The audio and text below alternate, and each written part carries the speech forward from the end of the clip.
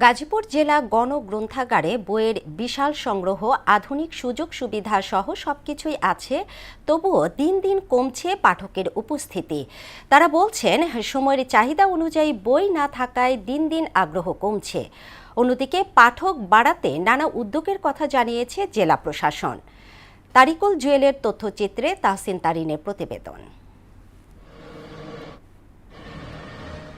এটি গাজীপুরের রথখোলায় নির্মিত জেলা গণগ্রন্থাগারের আধুনিক স্থাপনা।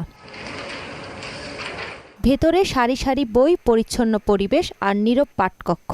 ইতিহাস, সাহিত্য, সংস্কৃতি, মুক্তিযুদ্ধ, গল্প, উপন্যাস, খেলাধুলা, শিশুতোষ সহ নানা বিষয়ে প্রায় ৩৫,০০০ বই রয়েছে এখানে। রয়েছে আধুনিক অডিটোরিয়াম, শিশু কর্নার ও মনোরম পাঠকক্ষ। এত আয়োজনের পরও মিলছে না কাঙ্ক্ষিত পাঠক।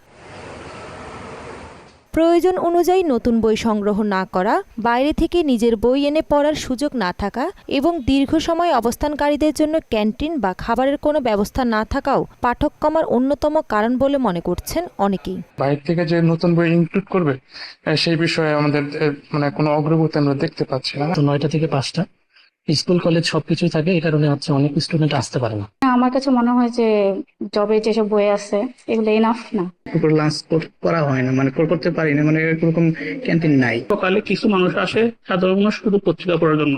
মোবাইল ফোন, সামাজিক যোগাযোগ মাধ্যম এবং ইন্টারনেটে সহজেই প্রয়োজনীয় বই ও তথ্য এখন হাতের নাগালের মধ্যে থাকায় পাঠকের সংখ্যা কমছে বলে জানায় লাইব্রেরি কর্তৃপক্ষ।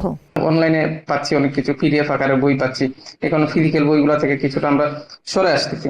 সেক্ষেত্রে আমরা দেখা যাচ্ছে সরকার কিছু ব্যতিক্রম দিক নিয়েছে, দেখা যাচ্ছে আমরা ইন্টারনেট সার্ভিস, ইবুক সার্ভিস আমরা চালু হচ্ছে। পাঠাগারকে আবারও প্রাণবন্ত করে তুলতে নানা কর্মসূচি গ্রহণের কথা জানিয়েছে জেলা প্রশাসন। বেশি করে মানুষ বই পড়ে, সেজন্য আমরা একটা কর্মসূচি গ্রহণ করতে যাচ্ছি। এটা গোটা জেলাব্যাপী লাইব্রেরিয়ান যারা আছে তাদেরকে বলবো মানুষকে জানানোর জন্য যে এখানে বই আছে, আপনারা চাইলে নিতে পারবেন। সংশ্লিষ্টদের দাবি, যুগের চাহিদা অনুযায়ী প্রয়োজন পূরণ হলেই হারিয়ে যাওয়া পাঠকরাই আবার ফিরবেন এই জ্ঞানের ঠিকানায়। তাহসিন তারিন, মোহনা সংবাদ।